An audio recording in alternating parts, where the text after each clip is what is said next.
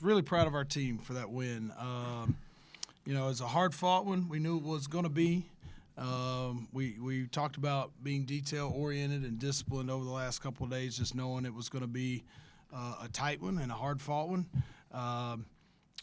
Lenny is a terrific coach and always does a good job. Did an amazing job for a long time at UAH and has continued that at Lipscomb. And beating his teams is hard.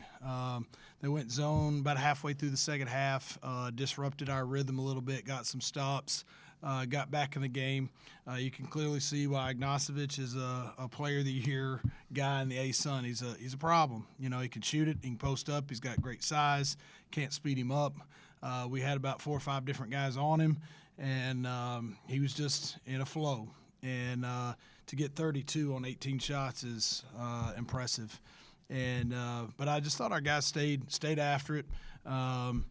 Got some big stops down the stretch. 7 of their last 8 possessions, we got stops. And their lone point was a free throw. We were down 64-63 and, strung together a bunch of stops down the stretch. Esam got his 1,000th rebound tonight. We needed all of them. That last one where he was able to tip it up back to himself. And the offensive rebounding and our ability to rebound on both ends was key. Pruitt and Anderson are 2 tough guards, and I thought we did a good job, particularly on Pruitt tonight, because he's good. He's a good player. He's an all-conference guard in the A-Sun, and just, again, proud of our team and getting that win, and, we'll have to prepare for the next one. Questions? Scouting Lipscomb before the game on KenPom, I think the only offensive metric in the red for them was their offensive rebound rate. How did y'all attack that, sort of on your side, being able to, get some O boards and extend some possessions? Yeah, we've talked about that over the last, really since the summer, but we went several games where we weren't very aggressive on the offensive glass and giving up too many on the other end. Against UAB, we gave up 20, and against Belmont, we gave up 19. In the game in between against Rhodes, and it's not a knock on them, but we're a lot bigger and more athletic. We gave up 11 offensive rebounds to them. And so we just had to get refocused on that. And tonight we gave up 3. We knew that wasn't something they stress, which is why we were talking, you can't give up 10 to a team that doesn't try to get a ton. If you do that, they're good offensively, and now you're going to have to guard them again. And so that was really important. Esam, 1,000 career rebounds. You've done it at a lot of stops, but how does that aspect of your game that can go unappreciated, how have you developed that over time? I mean, I'm an undersized big, so to play as a 6'8", 6'9", big man, you have to figure out something to do very well to stay on the court. And I like to stay on the court. So but the only thing I can do is rebounding. I just challenge myself every day to go get the rebound. It doesn't matter offensively, defensively. Doesn't matter. I just go grab it. Nick, you mentioned Ignacevich. Obviously, he's a guy that can beat you, but you really couldn't let him and Pruitt get going at the same time. Talk about the job that all the guards did on Pruitt. Holding him just 3 tonight. Yeah. Again, we got two guys that are first-team all-caliber players in those 2, and if they both come in and have a night, you're in trouble. They still get to 65, and he had 3. If he gets his averages, then they're in the mid-70s, and we're talking about a different outcome in here. But I just thought whether it was our guards or our forwards, just trying to be aggressive with him because he's aggressive. He's strong. He's tough. He can finish at the rim. He and Anderson are 2 good guards, and they can get you feeling like you're back on your heels a little bit at times, like you're a little antsy as to where they're going, what they're about to do, because they play with great pace and great confidence, and they're tough. So it was really important for us to make his life hard. Coach, prior to last season, the transfer portal really hit you hard. Y'all were definitely on the minus side of that. This year, you've turned that around 180, and you're really benefiting from some great transfers that have come in and really helped this program. Yep. Can you just talk a little bit about just the night and day and how you've navigated that? Yeah, I think all the guys that have come into our program have been what we needed for that guy. You know, it's hard to kind of hit it, so to say, that to where it was what you thought. This guy was everything we needed him to be. You know, when we went down, me and Logan went to see him in Dallas when he was leaving TCU. We were excited about him. After the visit, I told Logan, I said, we got to get him. I said, he has to come here because we'll win with him. Just because he's fun to be around, not just what he does. The points and the rebounds are that's great, but just he brings spirit and life and energy to the room that the way it needs to be.